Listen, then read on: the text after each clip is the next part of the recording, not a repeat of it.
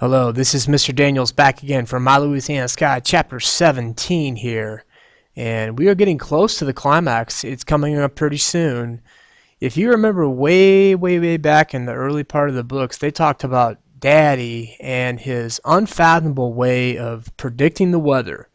Well, this chapter right here is going to show you a little bit of that in some more detail. There's a little foreshadowing for you. 17 is a very short chapter, so we will certainly have some commentary at the end of it. Chapter 17, here we go. Daddy and I tiptoed up the front porch steps. We eased open the screen door and took off our shoes. "Ladies first," Daddy said, holding open the door. I held my breath and walked in. The smells and sizzles of frying catfish filled our home. Television set was turned off and music poured from the radio. In the kitchen, Magnolia dusted cornmeal on a piece of catfish and then dropped it into a black iron pot full of hot oil on the stove. I scanned the room, but Mama's pillow was nowhere in sight. "Where's Mama?" I asked. Daddy stood right behind me. I could hear him breathing. Magnolia tilted her head toward the open back door. Mama sat in the chair on the porch with her back to us. She was peeling potatoes into the pea shilling bowl in her lap.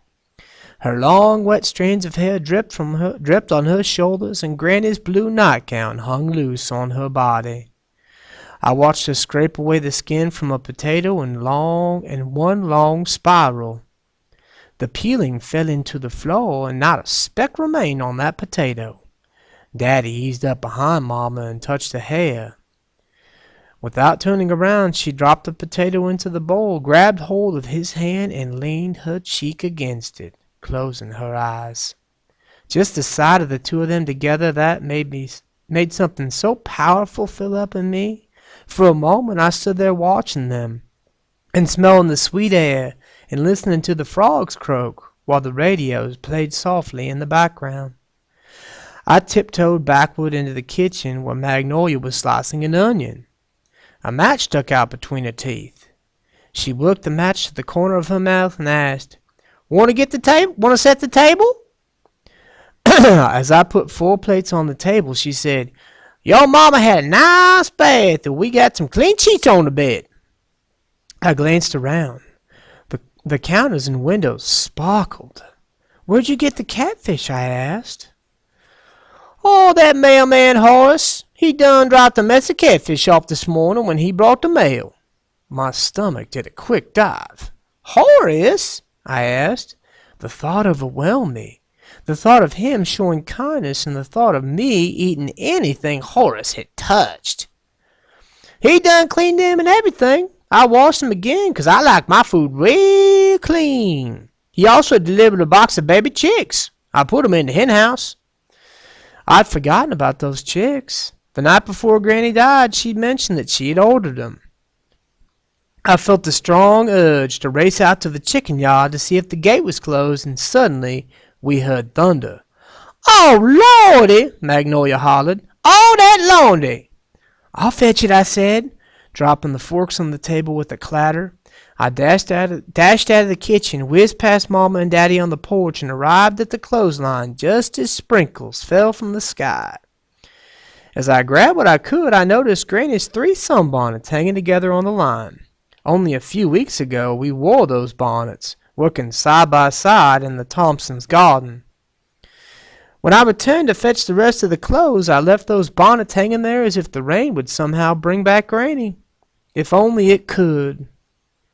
I'd be prouder than anything to stick that silly old bonnet back on my head. I'd wear it in front of Abby Lynn Anders. As I ran back to the house, I glanced toward the chicken yard. The gate was closed. A half hour later, a platter of fried potatoes and catfish lay on the table with a bowl of purple hulls. One plate was missing. "Spence, I guess best be getting back," Magnolia said. She held the 4th plate fixed with a serving for each dish. Daddy caught her as she headed out of the kitchen with her umbrella resting on the crook of her arm. "I'll take you back, Magnolia. No use of getting wet." I believe I'll let you, she said. Now, Miss Corina, if I'll complain if you and Tiger want to do those dishes for me tonight. Mama looked up at Magnolia with shy eyes, her sparkle missing, and then gave me a little smile, and Daddy's shoulders let down like the breath had been knocked out of him. In Baton Rouge, Magnolia had never let anyone do the chores. Now she was handing out tasks left and right. Maybe like she was Granny, think of a few chores never hurt anybody. And anyhow, it seemed like Mama was finding her way back to us just by peeling those potatoes. When Daddy returned, he had a strange look on his face. Something is a-happening. What? I asked. I don't know yet. 15 minutes later, as the three of us sat together eating, we heard a commotion out front. Daddy and I rushed to the living room window. Hundreds of birds, cardinals, blue jays, bluebirds, sparrows, and robins had settled in the trees. The birds chirped and tweeted, calling out like they were trying to tell us something important. Daddy nodded. Yes, sir. Something is a-happening. Would anyone here doubt Daddy and his weather prediction? He thinks something's happening out there, and I truly don't know. With all these birds coming into the trees, we know that obviously birds sometimes know things that we don't know. Or maybe, Daddy talked about the frogs croaking and different things like that to predict the weather. Sometimes animals know things before we know them because they're instinctual. They can pick up vibes from certain things. Word passes between them. What do you all think? What is happening right now? One thing I do know is Magnolia has definitely taken control of this house. What do you think? Is Granny and are Granny and Magnolia, could they be compared side by side?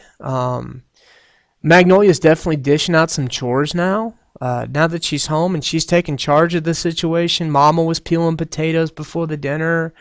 Daddy offered to take Magnolia home afterwards so she could eat there with them.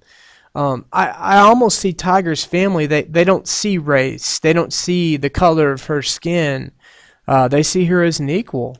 And the fact that this woman is actually giving orders out, that is a little different for this culture. But in Tiger's family, it fits. And much like Granny had told Tiger earlier before she passed, different doesn't mean different is bad. Sometimes different is just different. And that might be okay for people sometimes. Anyways, we're going to go ahead and stop here on chapter 17. Move on to chapter 18. Once again, like I said, building up to the climax. Book is definitely starting to get good. Thank you very much for listening, and we will go ahead and close off here.